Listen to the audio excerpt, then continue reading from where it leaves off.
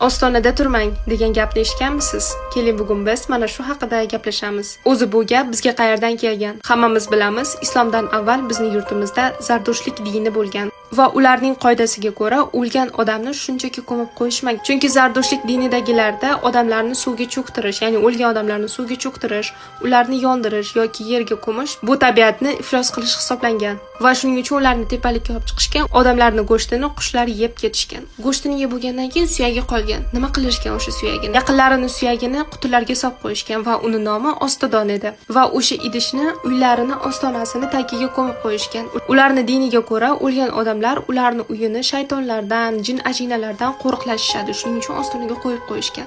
Va uyga kimdir kelsa, ostonada turmang, ya'ni bu behurmatsizlik bo'ladi.